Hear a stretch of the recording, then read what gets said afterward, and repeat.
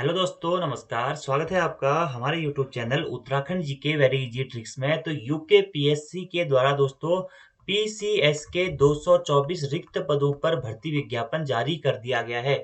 इससे पहले दोस्तों यूके पीएससी के द्वारा लोअर पीसीएस के 190 पदों पर भर्ती का विज्ञापन जारी किया गया था कल ही। और आज दोस्तों यूके पीएससी के द्वारा पीसीएस यानी कि प्रोविजनल सिविल सर्विसेज या राज्य सिविल या प्रवर अधीनस्थ सेवा परीक्षा 2021 के तहत 224 रिक्त पदों का आवंटन या भर्ती जारी कर दी गई है।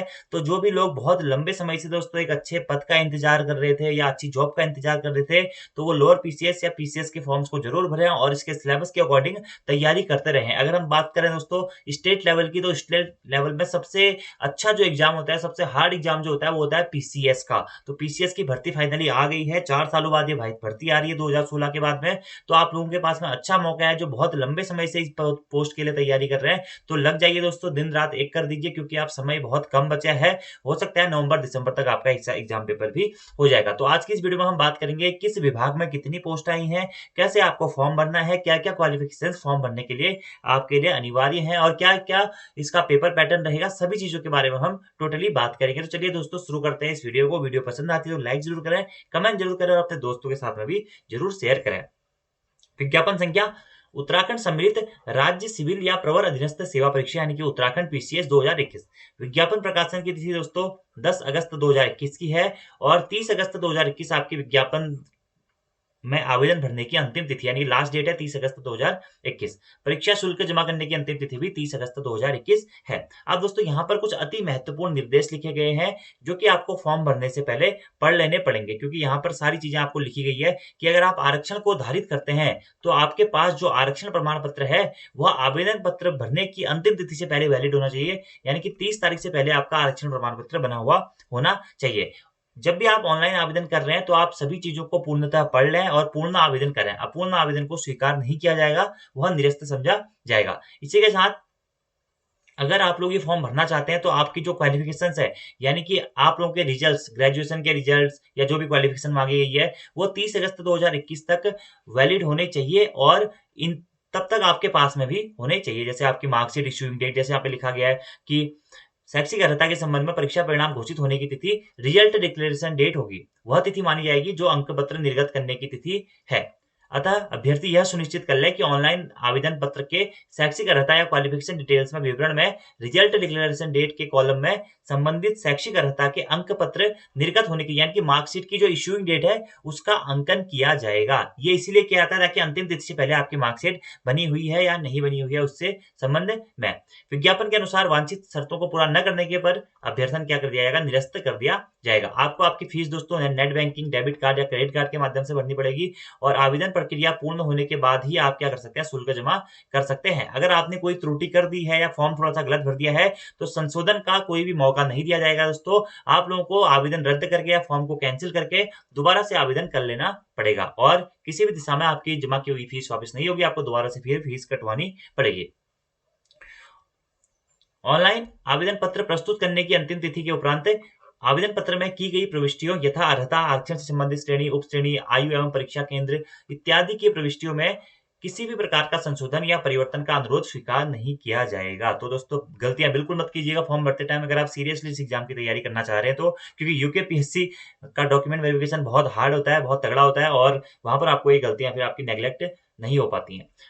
ऑनलाइन आवेदन पत्र भरने की अंतिम तिथि व नियत समय तक अभ्यर्थी द्वारा ऑनलाइन एप्लीकेशन प्रक्रिया में पूर्ण रूप से भरा हुआ आवेदन पत्र सबमिट करने एवं नियत समय तक net banking, net debit card, credit card के माध्यम से आवेदन शुल्क जमा करने पर ही ऑनलाइन एप्लीकेशन की प्रक्रिया पूर्ण मानी जाएगी। आवेदन शुल्क जमा न करने पर दोस्तों आपका जो अभ्यर्थन है उससे निरस्त माना जाएगा। तो ये कुछ बेसिक से फैक्ट्स है दोस्तों, ये आप सभी चीजें पढ़ लीजिएगा यहाँ पर से, क्योंकि इसमें यही लिखा गया है कि आपको क्या क्या चीजें जरूरी है, आप किन किन चीजों के लिए अनिवार्य मार्गदर्शिता रखते हैं या अर्हताएं रखते हैं और कैसे आपको क्या करना है। तो ये चीजें आप पढ़ लीजिएगा कि प्रमाण पत्र के बारे में और मुख्य परीक्षा का आयोजन जो है आपका हल्द्वानी और हरिद्वार में किया जाएगा, ठीक है। और अगर आपका प्रीलिम्स कंप्लीट हो जाता है तो प्रीलिम्स के बाद में दोस्तों आपको एक अलग से शुल्क जमा करना पड़ेगा और अपने डॉक्यूमेंट्स यूकेपीएससी कार्यालय में भेजने पड़ेंगे वेरिफिकेशन के लिए, ठीक है। और बाकी बहुत सारी चीजें प्रमाण पत्रों का अभिलेख आ गई। बाकी आप इसका जो विवरण है यूकेपीएससी गवर्नमेंट.इन पर पढ़ सकते हैं। बाकी कुछ परिशिष्टियों के बारे में लिखा गया यहाँ पे, तो ये थोड़ी बहुत चीजें आप पढ़ लीजिएगा। नॉर्मली दी गई है। ठीक है, आगे बढ़ते हैं दोस्तों। अब आते हैं आप मेन नोटिफिकेशन के ऊपर। आप देख सकते हैं राज्य सम्मिलित राज्य सिविल ऑब्लिक प्रवर अधीनस्थ सेवा परीक्षा 2021 इच्छुक पात्र अभ्यर्थियों से विज्ञापन की शर्तानुसार ऑनलाइन आवेदन आमंत्रित किए गए हैं। इच्छुक या पात्र अभ्यर्थी आयोग की वेबसाइट पर दिनांक 30 अगस्त 2021 तक ऑनलाइन आवेदन कर सकते हैं। रिक्तियों की कुल संख्या कितनी है दोस्तों? टोटल 224 पदों पर आपकी ये भर्ती आई हुई है। आप बात कर लेते हैं कि कौन से विभाग में कितने पद है। देख सकते हैं आप दोस्तों, आप वे है वेतनमान आपका लेवल 10 का। ठीक है, रिक्तियां यानी कि पोस्टों की संख्या ही है। यह है जनरल सीट है यानी कि अनारक्षित सीट है। यह है एससी के लिए आरक्षित सीट है। यह है एसटी के लिए आरक्षित सीट है। यह है दोस्तों ओबीसी के लिए आरक्षण सीट है। और यह है ईडब्ल्यूएस के लिए आरक्षित सीट है। और यहाँ पे 36 श्रेणी वार पदों का विवरण ये यहाँ पे दिया गया उत्तराखंड महिला के लिए या उसमें जो आरक्षण है उसके संबंध में। तो दोस्तों देखिए, इस बार एसडीएम की कोई भी पोस्ट नहीं है। यहाँ पर पुलिस अधीक्षक गृह विभाग के अंतर्गत आपकी टोटल 10 पोस्टें हैं, जिसमें से 6 मतलब अनारक्षित है यानी कि जनरल की है। एक एससी के लिए है, एक ओबीसी के लिए और 2 क्या है ईडब्ल्यूएस के लिए हैं और 2 क्या है अनारक्षित है उत्तराखंड महिला के लिए। ठीक है, इसी के साथ में वित्त अधिकारी वित्त विभाग के अंतर्गत भी लेवल 10 का वेतनमान है। टोटल पोस्टों की संख्या है 18। बाकी पोस्टें आप आगे देख सकते हैं। सहायक संभागीय परिवहन अधिकारी परिवहन विभाग में दोस्तों लेवल 10 का यहाँ पे आपको ग्रेड पे है। टोटल सीटों की संख्या है 11 और इनकी क्वालिफिकेशन क्या है ये हम थोड़ी देर में बात करेंगे। पहले हम इनकी सीटों की संख्या के बारे में बात कर लेते हैं कि किस विभाग में कितनी कितनी सीटें हैं। सहायक निदेशक उद्योग या प्रबंधक, इसमें भी लेवल 10 का ग्रेड पे है दोस्तों और पोस्टों की संख्या है आपकी 17। जिला पूर्ति अधिकारी खाद्य नागरिक आपूर्ति एवं उपभोक्ता मामले के मंत्री, यहाँ पे भी दोस्तों आपको लेवल 10 का ग्रेड पे मिलता है और सीटों की संख्या है 4। उप संभागीय विपणन अधिकारी लेवल 10 का ग्रेड पे है और सीटों की संख्या है 3। खंड विकास अधिकारी ब्लॉक डेवलपमेंट ऑफिसर दोस्तों लेवल 10 का ग्रेड पे है और सीटों की संख्या है 28। सहायक निबंधन सहकारिता गन्ना एवं चीनी विभाग लेवल 10 का ग्रेड पे है दोस्तों और पोस्टों की संख्या 7। अगर हम बात करें उत्तराखंड में सबसे अच्छा ग्रेड पे आपको पीसीएस की ही जॉब में मिलता है दोस्तों। और पीसीएस का जो लेवल है सबसे हार्ड लेवल भी माना जाता है स्टेट लेवल के एग्जाम में। जैसे आप सेंट्रल लेवल के एग्जाम में कहते हैं कि यूपीएससी सबसे टफ परीक्षा है, तो उसी टाइप से स्टेट के एग्जाम में कहते हैं कि पीसीएस दोस्तों सबसे टफ परीक्षा है, क्योंकि यहाँ पे आपको प्रीलिम्स क्लियर करके मेन्स क्लियर करके इंटरव्यू क्लियर करना पड़ता है। देन लास्ट आपकी फाइनल मेरिट बनती है आपके मार्क्स के आधार पे। तो एक बहुत बड़ा टास्क है दोस्तों, अगर आप सीरियसली इसकी तैयारी नहीं करते हैं तो सिलेक्शन फिर बहुत मुश्किल हो जाता है। ठीक है, बाकी देखिए दोस्तों पोस्टों की संख्या यहाँ पे पढ़ सकते हैं आप। सहायक श्रमायुक्त श्रम विभाग के अंतर्गत लेवल 10 का ग्रेड पे है, 2 पोस्ट हैं। सहायक निदेशक कारखाना या बॉयलर श्रम विभाग के अंतर्गत 4 पोस्ट हैं, लेवल 10 का ग्रेड पे है। सहायक गन्ना आयुक्त गन्ना विकास एवं चीनी उद्योग के अंतर्गत 1 पोस्ट है, लेवल 10 का ग्रेड पे है। उप शिक्षा अधिकारी स्टाफ ऑफिसर के अंतर्गत दोस्तों लेवल 10 का ग्रेड पे है और 31 सीटों की संख्या यहाँ पे कुल आपकी है। और बाकी जानकारियां आपकी आगे स्क्रीन पर दी गई है। सहायक निदेशक मत्स्य पशुपालन विभाग के अंतर्गत लेवल 10 का ग्रेड पे है, सीटों की संख्या दोस्तों 3 है। इसी के साथ में सहायक निदेशक में 4 पोस्टों की संख्या है। जिला पर्यटन अधिकारी 1, प्रचार अधिकारी 1, सहायक निदेशक या कृषि एवं भूमि संरक्षण अधिकारी 3, सहायक निदेशक सांख्यिकी कृषि विभाग के अंतर्गत दोस्तों यहाँ पे 1 सीट है और लेवल 10 का एक ग्रेड पे है, देख सकते हैं आप। तो 18 पोस्ट है दोस्तों, अभी तक हम बात कर चुके हैं। बाकी 1900 पोस्ट है हमारी सहायक निदेशक की कृषि एवं भूमि संरक्षण।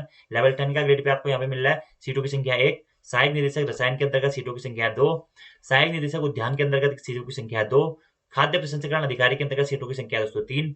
उद्यान विकास अधिकारी के अंतर्गत सीटों की संख्या है 20। लेवल 10 का ग्रेड पे है सभी में। पौध सुरक्षा अधिकारी में सीटों की संख्या है 3। मशरूम विकास अधिकारी में सीटों की संख्या दोस्तों क्या 2। इसी के साथ में सहायक निदेशक रसायन, इसके सीटों की संख्या दोस्तों 1। वनस्पति सहायक निदेशक वनस्पति विज्ञान उद्यान एवं खाद्य प्रसंस्करण विभाग के अंतर्गत सीटों की संख्या 4। सांख्यिकी अधिकारी में सीटों की संख्या दोस्तों 1 और सूचना अधिकारी या जिला सूचना अधिकारी के सीटों की संख्या दोस्तों 12। और ये सारी जो आपकी पोस्ट है लेवल 10 की पोस्ट है। ठीक है, इसी के साथ में देखिए परिवहन कर अधिकारी परिवहन विभाग के अंतर्गत लेवल 7 का ग्रेड पे है। यहाँ पे 5 पोस्टें आपको मिल रही हैं और बाल विकास परियोजना अधिकारी के अंतर्गत 19 पोस्टें और लेवल 6 का ग्रेड पे है। इसमें लाके कुल दोस्तों रिक्तियों की कुल संख्या कितनी है 224 है और राज्य सरकार द्वारा इनकी संख्या बढ़ाई और घटाई भी जा सकती है। तो ये है दोस्तों 224 पद आप लोगों के सामने। तो अगर आप लग जाते हैं मेहनत में आज ही से और एक अच्छे मिशन के साथ में अच्छी बुक्स के साथ में डिटेल्स में पढ़ते हुए अपने नॉलेज को बढ़ाते हुए, तो आप लोगों के पास में अच्छा मौका है। 4 से 5 महीने आपके पास में है प्रीलिम्स के लिए, उसके बाद में 2 से 3 महीने या 4 महीने आपको और मेंस के लिए मिल जाते हैं। तो इस बीच में आप अच्छी तैयारी भी कर सकते हैं। ठीक है, बाकी पद का स्वरूप देख सकते हैं आप दोस्तों। जे क्रमांक 16 प्रचार अधिकारी एवं क्रमांक 15 जिला पर्यटन विकास अधिकारी का पद, अराजपत्रित स्थायी और अंशदायी पेंशन और क्रमांक 14 सहायक निदेशक संस्कृत शिक्षा का पद राजपत्रित अस्थायी अंशदायी पेंशन युक्त होगा और शेष क्रमांक 1 से 13 तथा 17 से 31 तक के पद राजपत्रित स्थायी और अंशदायी पेंशन युक्त रहेंगे। अब बात कर लेते हैं दोस्तों आपकी इनकी शैक्षिक अर्हता है क्या है या फिर आप इन फॉर्मों को क्या-क्या क्वालिफिकेशन से भर सकते हैं। दोस्तों देखिए दोस्तों टोटल करीबन करीब हमारे पास में 21 विभाग हैं, ठीक है, और 224 पदों पर ये वैकेंसी आई हुई है। 31 विभाग है और 224 पदों पर भर्ती हुई है। तो सबसे पहले बात करते हैं पुलिस अधीक्षक जो गृह विभाग के अंतर्गत आई है। इसके लिए दोस्तों आप नॉर्मली आपको विधि द्वारा स्थापित किसी विश्वविद्यालय से किसी विद्या में स्नातक की उपाधि आपके पास में होनी चाहिए, यानी कि आपके पास में ग्रेजुएशन दोस्तों कंप्लीट होना चाहिए, कंप्लीट ग्रेजुएशन आपके पास में होना चाहिए। बाकी अधिमानी अर्हताएं क्या होती है दोस्तों, ये आपका बिल्कुल भी जरूरी नहीं है कि आपके पास में हो। अनिवार्य शैक्षिक अर्हता अगर आपके पास में है तो आप फॉर्म भर सकते हैं। बाकी अधिमानी अर्हताएं भी हैं तो इनको भी आप लगा दीजिएगा क्योंकि आपको थोड़ा बहुत वहां पे फिर मेरिट में या कुछ चीजों में फायदा भी दिया जाता है। अब दोस्तों पुलिस अधीक्षक के लिए उपाधीक्षक के लिए सॉरी जो एसआई कहते हैं सुप्रिंटेंडेंट ऑफ पुलिस गृह विभाग के अंतर्गत, तो इसके लिए आपका फिजिकल भी निर्धारित किया गया है, ठीक है। तो फिजिकल की क्या क्वालिफिकेशन रहेगी या सॉरी फिजिकल तो नहीं लेकिन जो आपका फिजिकल क्राइटेरिया है वो निर्धारित किया गया, इसके बारे में हम थोड़ी देर में बात करेंगे। वित्त अधिकारी वित्त विभाग के अंतर्गत, इसके लिए भी दोस्तों आपके पास में नॉर्मली ग्रेजुएशन किया हुआ होना चाहिए। सहायक संभागीय परिवहन अधिकारी के लिए भी आपको ग्रेजुएशन किया हुआ होना चाहिए किसी भी सब्जेक्ट के साथ, भले ही आपने साइंस से किया हो, आपने बीए किया हो, आपने बीएससी किया हो, आपने बीकॉम किया हो, आपने बीटेक किया हो, आप लोग ये फॉर्म भर सकते हैं किसी भी अगर स्ट्रीम से आपने किया हुआ है। अगला है सहायक निदेशक उद्योग एवं प्रबंधक, इसके लिए भी दोस्तों आपको ग्रेजुएशन किया हुआ होना चाहिए। देखिए स्नातक की उपाधि होनी चाहिए। जिला आपूर्ति अधिकारी के लिए भी आपको ग्रेजुएशन किया हुआ होना चाहिए। उप संभागीय विपणन अधिकारी के लिए भी आपको ग्रेजुएशन किया हुआ होना चाहिए। खंड विकास अधिकारी ब्लॉक डेवलपमेंट ऑफिसर के लिए भी दोस्तों आपको क्या ग्रेजुएशन किया हुआ होना चाहिए, विश्वविद्यालय से ग्रेजुएशन किया हुआ होना चाहिए, ठीक है। इसी के साथ बात करते हैं सहायक निबंधक सहकारिता गन्ना एवं चीनी विभाग में, इसके लिए दोस्तों आपको विधि द्वारा किसी भी विश्वविद्यालय से स्नातक होना चाहिए, यानी कि ग्रेजुएशन आपका इसमें भी होना चाहिए। तो लगभग लगभग सारी पोस्टें ग्रेजुएशन की है, पीछे जाके कुछ पोस्टें ग्रेजुएशन में कुछ विशेष स्ट्रीम्स को लेकर है, ठीक है। सहायक समायुक्त, इसके लिए भी आपके पास में क्या होना चाहिए, अर्थशास्त्र, समाजशास्त्र, वाणिज्य, विधि, श्रम संबंध, श्रम कल्याण, श्रम विधि से क्या होना चाहिए, स्नातक होना चाहिए। समाज कार्य कल्याण, इन सब्जेक्टों में से किसी भी एक विषय के साथ में आपके पास में क्या होना चाहिए, ग्रेजुएशन होना चाहिए, तभी आप सहायक श्रमायुक्त का फॉर्म भर सकते हैं। अगला है सहायक निदेशक कारखाना और बॉयलर श्रम विभाग के अंतर्गत, इसके लिए भी दोस्तों आपके पास में विधि द्वारा किसी भी विश्वविद्यालय से मैकेनिकल, इलेक्ट्रिकल या उसके समकक्ष कोई भी क्या होना चाहिए, डिग्री होनी चाहिए, यानी कि दोस्तों आपके पास में क्या होना चाहिए, बीटेक होना चाहिए। बीटेक की यहाँ पे बात की गई है मैंने, ठीक है। डिग्री होनी चाहिए किस सब्जेक्ट में, मैकेनिकल के साथ में या फिर इलेक्ट्रिकल के साथ में, ठीक है। सहायक गन्ना आयुक्त के लिए दोस्तों आपको क्या करना चाहिए कि आपके क्वालिफिकेशन में ग्रेजुएशन होना चाहिए और एग्रीकल्चर सब्जेक्ट से आपका ग्रेजुएशन होना चाहिए, एग्रीकल्चर सब्जेक्ट से। बाकी उप शिक्षा अधिकारी स्टाफ ऑफिसर के लिए दोस्तों आपको भारत में विधि द्वारा स्थापित किसी विश्वविद्यालय से परास्नातक की उपाधि आपके पास में होनी चाहिए, क्या परास्नातक, ठीक है। और नॉर्मली ग्रेजुएशन नहीं, परास्नातक दोस्तों शायद अभी मुझे डायरेक्टली याद नहीं आ रहा है, इंग्लिश में इसे आई थिंक स्नातक मास्टर्स कहते हैं, मास्टर्स की उपाधि आपके पास में होनी चाहिए, ठीक है। अधिमानी अर्हताएं कोई जरूरी नहीं है, ठीक है। बाकी नोट आप पढ़ लीजिएगा 2013 भर्ती का स्रोत जो भी है। सहायक निदेशक मत्स्य पशुपालन विभाग के अंतर्गत दोस्तों आपके पास में मत्स्य पालन में विशेषज्ञता के साथ प्राणी उद्यान में एमएससी होना चाहिए, या फिर आपके पास में central institute of fisheries education Mumbai से द्विवर्षीय डिप्लोमा के साथ रसायन विज्ञान, प्राणी विज्ञान और वनस्पति विज्ञान विषयों के साथ बीएससी होनी चाहिए, या फिर गोविंद वल्लभ पंत कृषि एवं प्रौद्योगिकी विश्वविद्यालय से मत्स्यिकी विज्ञान में 4 वर्षीय स्नातक पाठ्यक्रम होना चाहिए, तभी आप मत्स्य पशुपालन विभाग के अंतर्गत ये फॉर्म के लिए आवेदन कर सकते हैं। संस्कृत शिक्षा विभाग में दोस्तों आपके पास में भारत में विधि द्वारा स्थापित किसी विश्वविद्यालय से संस्कृत में आचार्य होना चाहिए, यानी कि संस्कृत में आपने ग्रेजुएशन किया हुआ होना चाहिए, ठीक है। और भारत में विधि द्वारा किसी विश्वविद्यालय से शिक्षा शास्त्री बीएड की उपाधि भी आपके पास में होनी चाहिए, ठीक है। और डीफिल और पीएचडी है तो तब भी आपको वरीयता दी जाएगी। अगला बात करते हैं जिला पर्यटन विकास अधिकारी पर्यटन विभाग के अंतर्गत, इसके लिए दोस्तों आपके पास में क्या होना चाहिए, ग्रेजुएशन होना चाहिए। विधि द्वारा किसी विश्वविद्यालय किसी मान्यता प्राप्त विश्वविद्यालय से पर्यटन या होटल मैनेजमेंट या फिर सामूहिक संचार में स्नातक की उपाधि, यानी कि या तो आपके पास पर्यटन में स्नातक होना चाहिए ग्रेजुएशन, या होटल मैनेजमेंट में, या फिर सामूहिक संचार में, ठीक है। और हिंदी अंग्रेजी भाषा पढ़ने लिखने और बात करने की पूर्ण क्षमता होनी चाहिए। प्रचार अधिकारी पर्यटन विभाग के अंतर्गत दोस्तों आपके पास में जनसंपर्क, पत्रकारिता, सामूहिक संचार में से किसी भी एक सब्जेक्ट के साथ में ग्रेजुएशन होना चाहिए या स्नातक होना चाहिए। सहायक निदेशक कृषि एवं भूमि संरक्षण अधिकारी या केंद्र प्रभार जो है शाखा, इसके तहत दोस्तों आपको कृषि से स्नातक यानी कि आपको एग्रीकल्चर से ग्रेजुएशन होना चाहिए, ठीक है। सहायक निदेशक सांख्यिकी के अंतर्गत दोस्तों इसमें भी आपको किसी भी विश्वविद्यालय से या तो मैथमेटिक्स में या फिर सांख्यिकी में या फिर कृषि सांख्यिकी में क्या होना चाहिए, ग्रेजुएशन होना चाहिए। तो ये कुछ एडिशनली दोस्तों पोस्ट है जिसमें वही लोग आवेदन कर सकते हैं इसके पास में क्या है, स्पेशल क्वालिफिकेशंस हैं। और इन स्पेशल क्वालिफिकेशन से दोस्तों आप लोगों को बहुत फायदा होता है, क्योंकि कंपटीशन एक हिसाब से आप ये कह सकते हैं कि जहां पे सब फाइट कर रहे हैं उसकी तुलना में कम हो जाता है। आगे बात करते हैं सहायक निदेशक कृषि एवं भूमि संरक्षण अधिकारी केंद्र प्रभारी शाखा। इसके लिए भी दोस्तों आपको कृषि अभियंत्रण में ग्रेजुएशन होना चाहिए आपके पास में, यानी कि कृषि एग्रीकल्चर इंजीनियरिंग का डॉक्यूमेंट आपके पास में होना चाहिए। और यहाँ पे भी क्या होना चाहिए, डिग्री होनी चाहिए आपके पास में, यानी कि ग्रेजुएशन होना चाहिए, ठीक है, 4 साल वाला। आगे बात करते हैं दोस्तों, अगला हमारा सहायक निदेशक रसायन कृषि सेवा श्रेणी 2। इसके लिए दोस्तों आपके पास में ग्रेजुएशन होना चाहिए और कृषि रसायन विज्ञान या मृदा संरक्षण में ग्रेजुएशन ही दोस्तों आपके पास में पोस्ट ग्रेजुएशन होना चाहिए, ठीक है। स्नातक उत्तर की उपाधि होनी चाहिए, पोस्ट ग्रेजुएशन आपके पास में होनी चाहिए। सहायक निदेशक या उद्यान के लिए आपके पास में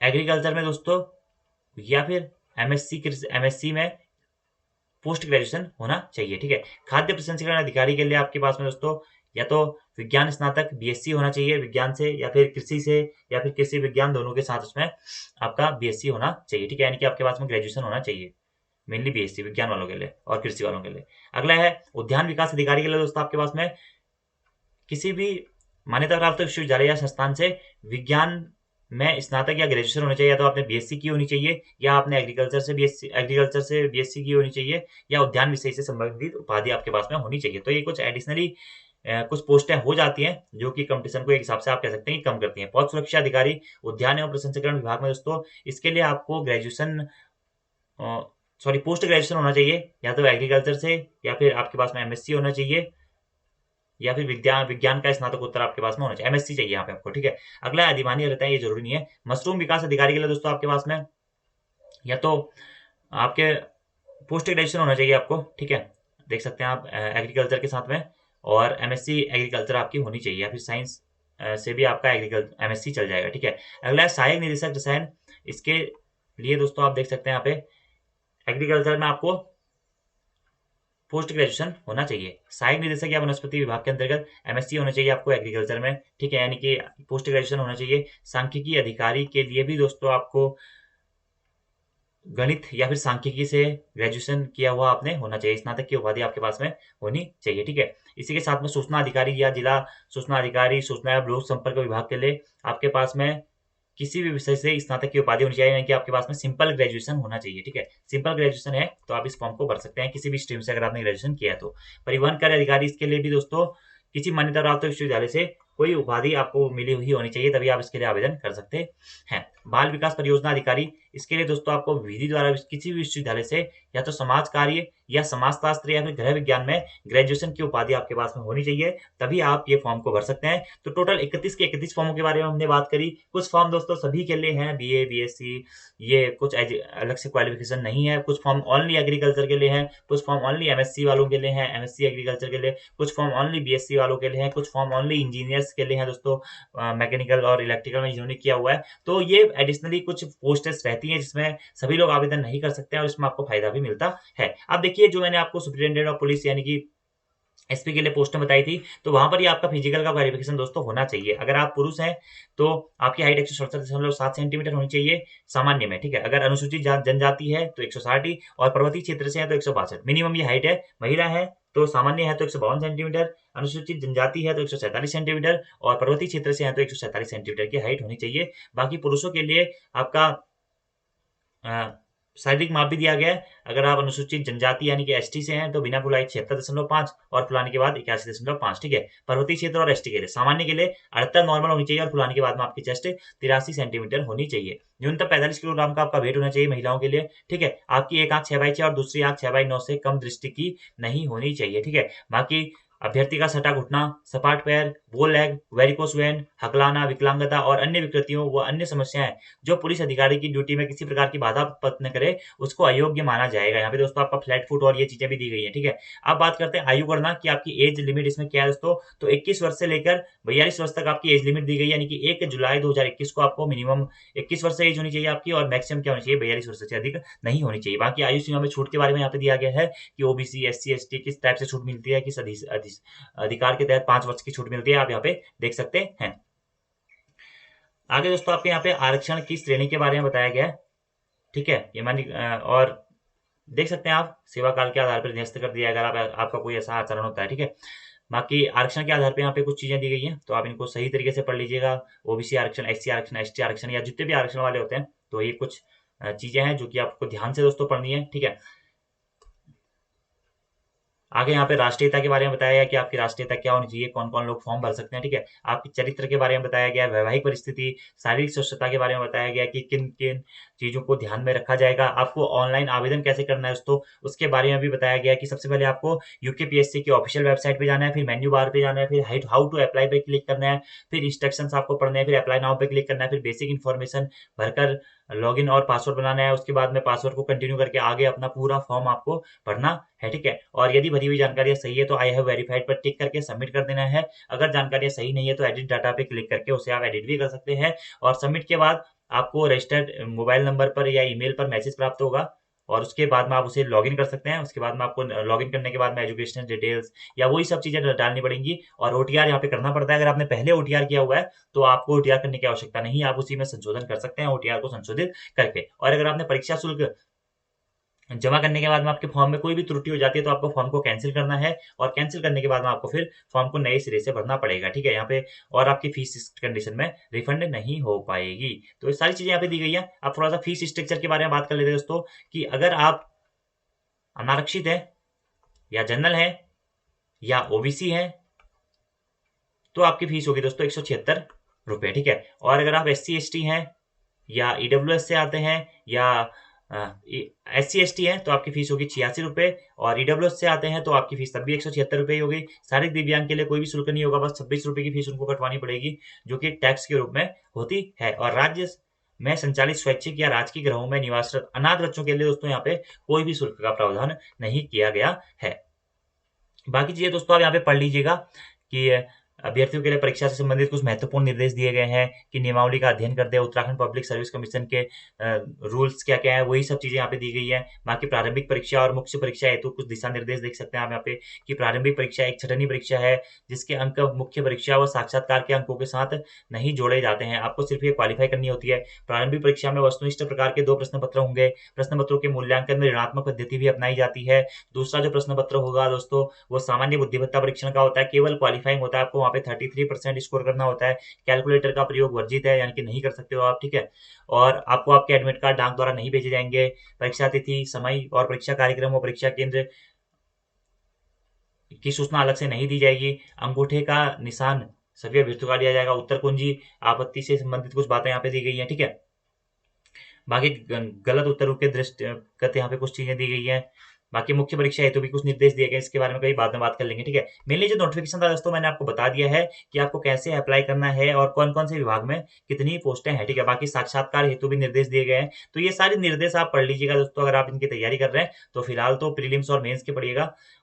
बाकी देखिए आपके सेंटर्स बताए गए हैं कि आप कहाँ कहाँ सेंटर भर सकते हैं। अल्मोड़ा, रानीखेत, चंपावत, तो आप जिन भी स्थानों पे सेंटर चाहते हैं वहाँ पे सेंटर भर सकते हैं, ठीक है। बाकी अब दोस्तों हम एग्जामिनेशन के बारे में बात कर लेते हैं आपके, कि क्या क्या चीजें आपके इस पेपर में होने वाली है। सबसे पहले दोस्तों आपका प्रीलिम्स होगा या फिर प्रारंभिक परीक्षा होगी, जो कि वस्तुनिष्ठ प्रकार की परीक्षा होगी। इसमें आपके 2 पेपर होंगे दोस्तों। एक होता है सामान्य अध्ययन का, 150 नंबर का ये पेपर होगा और 150 मार्क्स का ही यह पेपर होगा, और 2 घंटे का समय आपको इसमें दिया जाएगा। और दूसरा पेपर आपका होता है सामान्य बुद्धिमत्ता परीक्षण का, यानी कि जनरल एप्टीट्यूड टेस्ट का। टोटल 100 अंकों का ये पेपर होगा दोस्तों, और प्रत्येक प्रश्न यहाँ पे 1.5 अंक का होगा। 150 पूर्णांक होंगे और 2 घंटे का समय आपको यहाँ पर भी दिया जाएगा। टोटल दोस्तों आपका पूर्णांक ये 300 हो रहा है और 4 घंटे का समय आपको दिया जा रहा है। लेकिन इसमें से जो सामान्य बुद्धिमत्ता परीक्षण वाला पेपर है दोस्तों, ये क्वालिफाइंग मैटर का है, यानी कि अगर आपने इनमें 33% स्कोर कर दिया तो आप क्वालिफाई हो जाएंगे। अगर आप इसमें 33% स्कोर नहीं कर पाए दोस्तों, तो आप डिस्क्वालीफाई हो जाएंगे, आपकी फिर पहली कॉपी चेक नहीं की जाएगी। तो सामान्य बुद्धिमत्ता परीक्षा में 33% स्कोर होना चाहिए,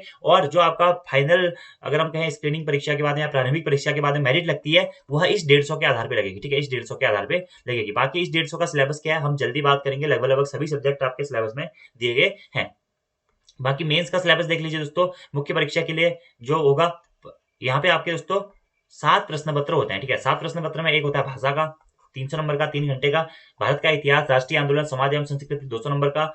तीसरा पेपर होता है राज्य व्यवस्था यानी कि पॉलिटिकल या सामाजिक न्याय और अंतर्राष्ट्रीय संबंधों का 200 नंबर का। चौथा प्रश्न पत्र होता है भारत एवं विश्व का भूगोल का 200 नंबर का। पांचवा प्रश्न पत्र होता है आर्थिक एवं सामाजिक विकास का 200 नंबर का।